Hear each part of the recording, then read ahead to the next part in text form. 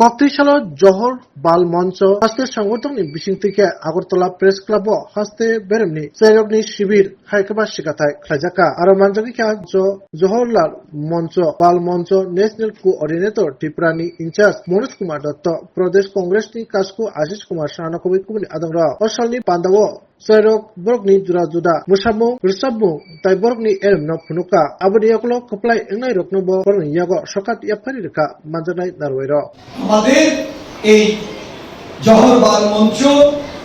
স্বাধীনোত্তর ভারতবর্ষের মনীষীদের এবং স্বাধীনতার পরবর্তী ভারতবর্ষের বিকাশে যে ভূমিকা আমাদের দেশে রাষ্ট্রনায়কদের তাদেরকে তুলে ধরে তারা আগামী দিন যেন তারা বেড়ে উঠে একটা দেশাত্মবোধক মনোভাব নিয়ে তারা যেন কাজ করে এবং দেশের যে মূল ধর্মনিরপেক্ষতার ভিত্তি কারণ শিশুরাই একমাত্র সেখানে সবচেয়ে বড়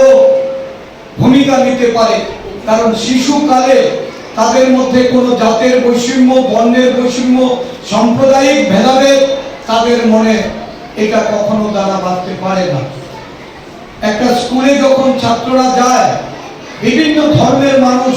বিভিন্ন জাতের মানুষ বিভিন্ন বর্ণের মানুষ তারা একত্রিত হয়ে লেখাপড়া করে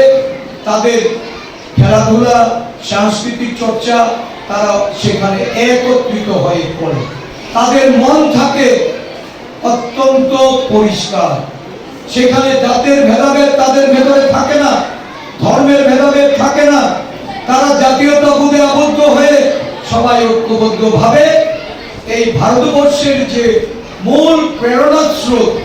এই ধর্মনিরপেক্ষতা সমানতা আর অহিংসা এই স্রোতে তারা সকলকে তারা সেখানে ভাসিয়ে দিতে সক্ষম হয় তাই এই শিশুকাল থেকে তাদেরকে পরিচালিত করার জন্য আমাদের যে জননায়ক আমি আপনাদের এখানে যারা শিশুরা অভিভাবকরা আছেন এই যে ব্যক্তিটি কে উনি কে আপনারা জানেন উনি রাহুল গান্ধী যে রাহুল গান্ধী আজকে দেশব্যাপী জনজাগরণ করে তুলেছেন সংবিধানকে বাঁচানোর জন্য যিনি লড়াই করছেন দেশের সমস্ত আদিবাসী দলিত পশ্চাৎপদ অতি পশ্চাৎপদ সংখ্যালঘু অংশের মানুষের জন্য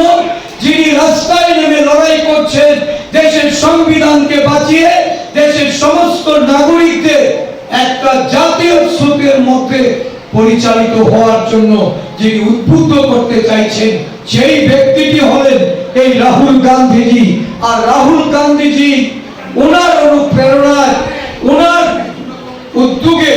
এই জহর বাল মঞ্চ সারা ভারতবর্ষে কাজ করে চলেছে আমাদের রাজ্যে আমরা খুব বেশি সময় হয়নি যে আমাদের শিশুদের নিয়ে আমরা পথ চলা শুরু করেছি শুনলে অবাক হবেন এই কেরালা রাজ্য যে কেরালায় এই জহর বাল মঞ্চের সূচনা এই জহর বাল মঞ্চের আজকে কেরালা রাজ্যে প্রায় 3 লক্ষর উপরে শিশুরা এই জহর বাল মঞ্চে তিতলি ইউনিটের সদস্য রূপে তারা পরিগণিত হচ্ছে এবং তাদেরকে নিয়ে এই ভারতবর্ষের যে নতুন পথ চলা নবীন প্রজন্মের যে পথ চলা কৃষ্টি সংস্কৃতি এবং আমাদের ঐতিহ্যকে বাঁচানোর জন্য আমাদের যে লড়াই এই লড়াইটা রাহুল গান্ধীজির নেতৃত্বে সারা দেশব্যাপী সংগঠিত হচ্ছে সম্মানিত অভিভাবক মণ্ডলী আমি আপনাদের ধন্যবাদ জানাই সাধুবাদ জানাই যে আপনারা এগিয়ে এসেছেন এটা কোনো রাজনৈতিক প্ল্যাটফর্ম নয় কিন্তু রাজনীতিক আমরা এই শিশুদের নিয়ে এটা আমরা করব না এটা করতেও চাই না শিশুদেরকে